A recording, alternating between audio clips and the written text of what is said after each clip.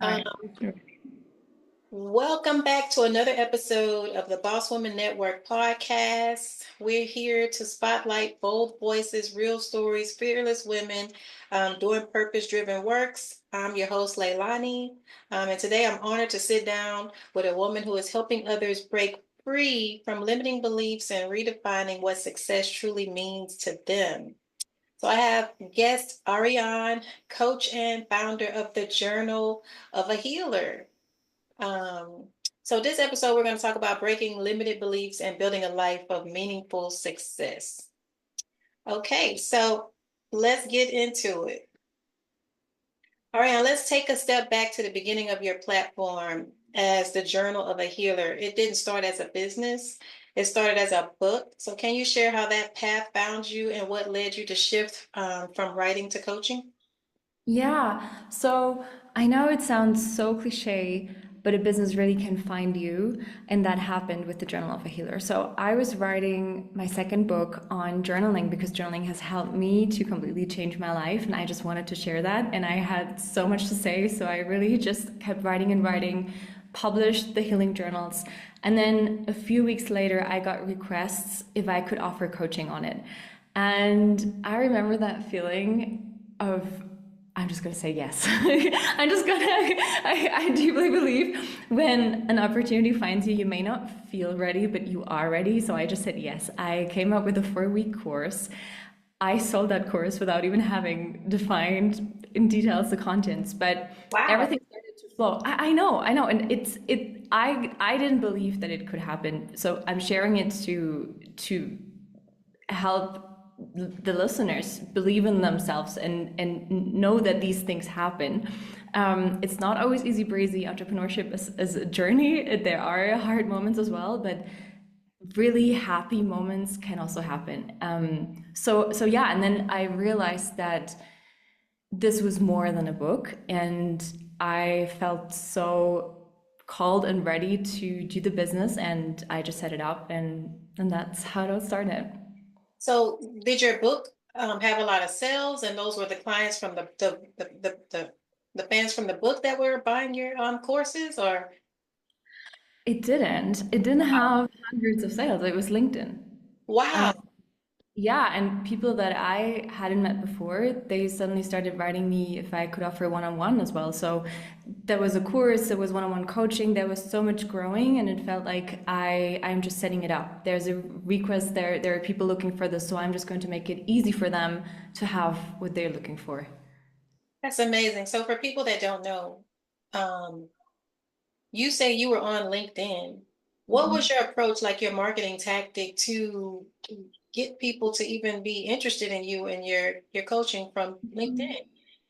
Yeah, at the time I was at 2,000 followers and I didn't know a lot about the strategies behind LinkedIn. And I think that was very helpful because I approached every new contact as I just imagined walking up to them and asking them a question. So it was never a pitch because I didn't even know what pitching was like. It was just, okay, I'm going to start a conversation with that person. I'm just going to ask something that I would ask that person if I came across them in real life, offline. And I think that added something very genuine and something very authentic. And I think that we are craving that more and more because it's so easy now to pitch and to, we open social media and we just see the followers and the numbers and we forget that this is actually a person behind the number. Right. And when we're ready to, of course it takes a lot of time. Of course it's sometimes also draining to have so many conversations and be so present in every single conversation, but that is what will make the difference. And sometimes we don't need 20,000 followers, we just need 100, but be present in every single conversation. That's true. So LinkedIn, so I know about LinkedIn, but I need to get more familiar with it again because it's been a while since I've been on there. Are you able to post like videos on there, like talking? So you're talking to the audience on there as well, or is it just you reaching out to individual people and letting them know what you have to offer? No, you can also post content. So I think it started as this platform of, okay, I'm just going to upload my CV, but now it's like a Facebook, but more professional. And I think that can be very helpful because people open it with a more professional mindset. Oh, And I feel that there's a readiness to buy or to invest, which maybe on Instagram, it's more entertaining. It's a right. different vibe. It's like inviting people into your living room, which is also very beautiful and so creative, and I enjoy that a lot. But LinkedIn has a different atmosphere. But yeah, you can post videos, texts, photos, and just have the conversations via DM. Wow. So LinkedIn's kind of reminded me of Threads because Threads seem to be a little more inviting than an Instagram platform. Is it even, do you feel that you had a better outcome with LinkedIn than even Threads? Yeah, I just honestly, I just started the threads. Oh, Yeah, but I enjoyed the, I don't know, something about just seeing a text. And now I know you can also post photos and videos, but it felt different. And I came across so many inspiring people in such a short time. So I was just testing it out, and then I enjoyed it, and I just stick around the threads. So yeah. one more question about the LinkedIn before we move on, because Yeah, of course. I know a lot of people want to know. On LinkedIn, the last time I was on there, you have to be kind of friend, like they have to be following you or something like that, or you have to be following them. How does that work for people to be able to see you, or is it now open to just if you post something, anybody can see it? You have control over that. So it's either public or just your first connections or also second connections. So if it's a person that you don't know that you're not connected to, but you have a mutual contact, then that person could also, if you allow that, could also see your content. Oh, wow. So there has to be a connection there, though. Yeah, but you have control over who sees your even your profile photo. So you because I know that some may be a little bit hesitant or not on LinkedIn because they want to post something and others want to bring their message out, and then obviously it makes sense that everybody can see it and connect and comment and engage. Right. But you have control over that. That's pretty good to know. I'm Okay. looking forward to connecting with you on LinkedIn Yeah, then. I'm definitely going to follow you on LinkedIn. I'm going to look you Same. up and find you on there. You work with clients who feel stuck and who's been following society's version of success, but they kind of feel disconnected. How do you help people rewrite their definition of a meaningful life? I feel that we are so focused on this predefined version of success, and we just follow that without questioning, is that really my definition? And it sounds so simple to ask yourself, who am I? What is my version of success? But it's actually a very big question. And it can be scary to ask yourself, what is it that I truly want from life? So I'm trying to make it a little bit easier and more comfortable to approach that question. And as I see life, is that we create success decision by decision by decision by decision. So, what if you prioritized everything that's important to you? What if you prioritized your core priorities, your essence, your core characteristics in every single decision that you make? Inevitably, you're going to build a life that reflects who you really are and a version of success that fulfills you.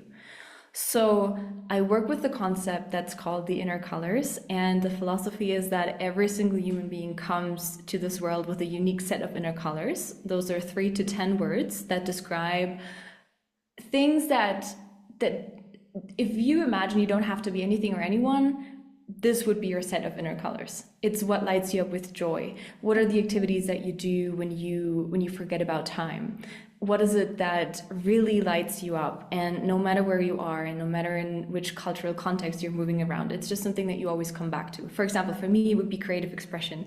No matter where I am, I would always have my journal with me and always write a story. I would always try to do music, something creative. So creative expression is one of my inner colors. And I know, okay, in every single decision that I take, I don't want to hide that I'm a creative person. I don't want to feel like I have to adapt. And that's where the challenge comes in because we're so used to adapting to certain palette, like because somebody says, oh no, but this inner color of yours is too bright or too pastel, you know, like you're too much or you're too whatever. We Yeah, all know this, like trying to adapt to something instead of celebrating that we are so unique. And our only homework in this life is to connect with with everything that's so unique about us and paint our own painting, our own version of success on the canvas called life. I love that.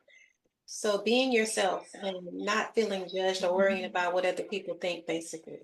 Yeah, and shutting out all that noise so you can really listen to what's important to you. Yeah, I like that. So you've been in business for nearly 3 years. Yeah, it's gonna. Yeah. Congratulations. Thank you. Thank you. I never thought I'd make it that far. So yeah, it's been 3 years. Oh, that is excellent news. So what have been some of your highs and lows of building something from scratch like this?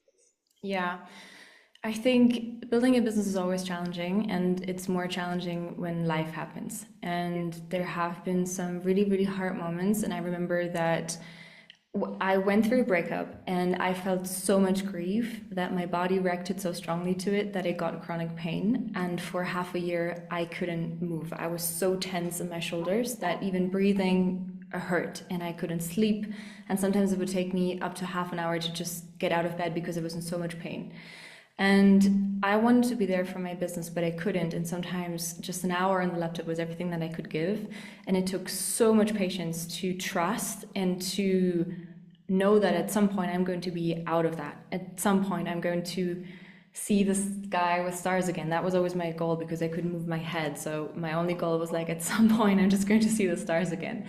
And I remember that every time now that I look up to the sky and I'm just so grateful that I made it out of there, and I try to see that not as something that held me back, but as something that connected me deeper to what's really important to me. How can I set boundaries?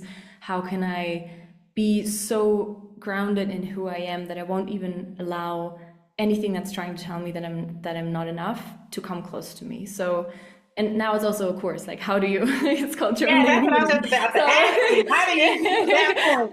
That's hard. So so I'm telling that because I felt very alone in that experience, and I thought that it's impossible to feel so much grief, but life happens, and I think it's beautiful to feel something so deeply, and also to motivate everyone listening that whatever happens to you, there is purpose in pain, and everything that happens to you is actually happening for you, and we can turn it around. We can choose to not give up, and we can choose to make the best out of it. I love that. So how do you balance your work life and blending everything you have going on? That's a good question. Is there anything like balance? Because I think it's happening in phases. Like, because sometimes I have a little bit more time, and then I have more social time as well. And then in other chapters of my life, I feel so creative and so inspired that I'm Hmm. really just in my own bubble, and my friends know that, and I'm very grateful to be surrounded by friends That who understands you, yeah. yeah, and who get it and who don't Yeah, take it personal, but they just know, okay, she's gonna disappear for 4 weeks, and then we can ask her out for coffee again. And yeah, so it's rhythms, and it's never 50-50. But I've learned to accept that about myself too, because I used to feel guilty about it, but I think it's just everybody has their own way of creating and building. I like that. You said rhythm. How did you find your rhythm? By not living it. And then I felt so frustrated and I felt so drained. And then I started paying attention to what is giving me energy and how do I feel when I talk to certain people or when I'm at certain events. And I was really just taking notes. It's as simple as that. I was just having one page in my journal to document how do I feel after I have talked to this and that person, and then be very radical about it and notice this makes me feel happy and this makes me feel drained. This is a person that supports me, or this is something that makes me feel very uncomfortable. And then choosing joy and choosing what makes you feel supported and encouraged and good. So do you have your journal with you even when you go to like networking events or places like that? Always, always. And you're actually taking notes on the spot. Well, not always on the spot, but then after, yeah. That's actually a great idea, though, because sometimes you don't remember everything by the time you get home, or um, and you want to remember what you want to write down, and some things you forget. But if you have your journal with you, that is actually a great idea. Yeah, if you don't have a journal with you, you can just use the notes app on your phone. Yeah, but I never thought about like writing down the energies that I feel from different people that I meet, and how does it make me feel? So do I want to continue to connect or do I not? To even think about that part early, like when you first meet them. That Yeah, is, that's true. Yeah. I used to feel guilty about it, but I think it's nothing personal. If you don't click with a person, you don't have to force that connection. And it wouldn't be good for any of, like, for anyone if you try to force something with a person or a project or whatever it is. I think it's so important to feel this click and then make the best out of that connection. And also, sometimes people come into your life for a long time, sometimes it's just a brief encounter. I think it's our judgment or our believing that only because something lasts a long time it's good, and if it's just a brief encounter it cannot be good or beneficial. But I've started seeing people and conversations as, if it's meant to be a short time, great. If it's meant to be a longer time, that's also great. But it's important that we check in with ourselves. How do we feel about it? oh, I love that. That's a great tip for all of us. To start writing that down, to think about it, because sometimes we'll hold on to people not even understanding that we had feelings, or a feeling, Yeah. that either we were aligned or we weren't aligned in the beginning on the first day. Yeah. Is it easy for you to let go of people? Because I've noticed that it's not easy at all. And I just try to force and cling, and it just makes everything That's worse. that's the same thing that I run. I have that. I run into that problem. I try to hold on to things, or people, when I probably should be letting go. But then God will force me, or Yeah. the higher spirit. I don't know what you believe, but Yeah. um, he'll force me to let go of somebody without me trying to, because things will just dissolve on its own, or something will happen, and then it is just forced to separate without me trying to do it. So it's like, because I won't let go if it's not a situation. So That's so beautiful that you say that, because I've experienced the same, that at some point you don't have to worry about it. And I feel that if you're so connected with your business or your purpose or your message, then something higher than you will take care of you showing up for it. And everybody who's draining you, everybody who's jealous, everybody, because that also happens, is yeah. the more you start to shine, jealousy is going to hit you at some point. And sometimes you don't notice, but there's a beautiful quote that I once read, which was, if God removes people from your life, it's because he hears conversations that you don't. Oh yeah. And that's so true. And I've experienced that so many times. And I think we just have to trust and let go and create space for new and more genuine connections. That is so true. And speaking of those connections, you said that you have friends that understand your rhythm and understand that you may disappear for days and things like that. And your personality sounds like that of an introvert, because I'm definitely like that. And I will disappear for some days and then just pop back out, because I be in my head, or I might be working some things out or working on my business. And I am also a creative, so I like to make music. So, Amazing. yeah, so I'll disappear too, but I have not found friends that understood that. My friends used to get mad that I would disappear, to the point of where eventually I no longer have those friends. It's hard to find friends that'll actually understand you and not misunderstand you. So how did you find that? Hmm. Honestly, I think I found many of them because I had to let go of many friendships and Mhm. accept that. And when we let go, we create new space and we are more open to cross path with people who are equally creative and who Mhm. are so committed to their own journey and growing and Mhm. introspection, and they understand. And it's not to say that there's something, I would never judge a person who doesn't want to reflect or who doesn't want to do the inner work. That's totally fine, that's their journey. But I think when we are so committed, then it's also important for us to surround ourselves with people who understand us and who really see us and who support us and who motivate us. So I think at some point you just start to, yeah, bring in those people and you come across them and you have this conversation and it feels like you've been knowing each other since forever. And yeah, then it unfolds. But So it's yeah. it just naturally unfolds on its own. Understandable. Um, so I see you've created like two amazing spaces. I don't want to mispronounce the first one, but the second one is the energetic entrepreneur. And what was the first one?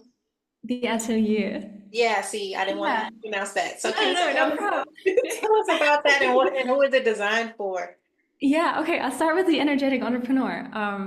That was a space that grew out of this curiosity to meet other people who are committed to creating a business that's not only finding a niche and they just build something that they're not even passionate about, but really you have this curiosity, this passion for something, and you want to monetize it but not feel bad about it. But no, okay, it's an energy exchange. I'm putting something out, of course I'm getting something back. I'm being supported by money to make this message even shine brighter and reach more people. So it's a mastermind. We meet on Wednesdays and Thursdays, and you can just pick your preferred slot. And we talk about how to bring in the inner work to business. So I always say it's soul and strategy, because strategy is perfect, it's necessary, but if we just go go go all the time, things will feel hard and you will burn out sooner or later, or you will be so annoyed by what you do that you don't want to continue. But if you combine strategy with this beautiful letting things happen, following your heart, listening to your own voice, then you also start to attract clients in a different way. Hmm. Like what I told you with LinkedIn, like I didn't even know anything about LinkedIn. I was just having conversations with people and then it clicked. So we talk about this more maybe intuitive way of business, but not ignoring strategy, because that is important. You need the system, but you also need to bring in your creativity. That's the energetic entrepreneur. The atelier is, I imagine it as a space that you can enter anytime from anywhere. It's self-taught courses. It's a total of 11 courses. You learn the journaling method, which is what are your inner colors? How can you prioritize them? What are your limiting beliefs? What is your version of success? How do you want to get there? And then also applying this to different areas of your life. So we have the journaling and love course for everyone who's either going through heartbreak or wants to connect with their dream partner. Then we have journaling and intuitive eating, which is also more, it's not a diet program. It's not you being stricter on your own body, but it's actually embracing who you are and nurturing your body and your soul. And journaling and money. And then that is the atelier. So you enter and you start creating and you start painting with your own inner color on the canvas called life in your own rhythm. I love that.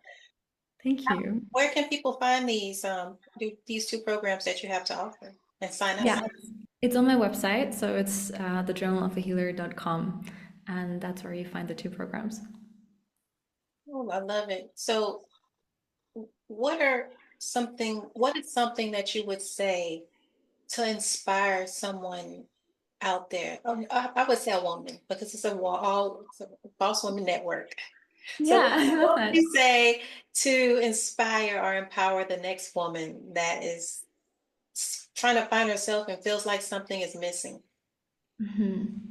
It's just two words, but I will explain why it's so meaningful to me. It's keep creating.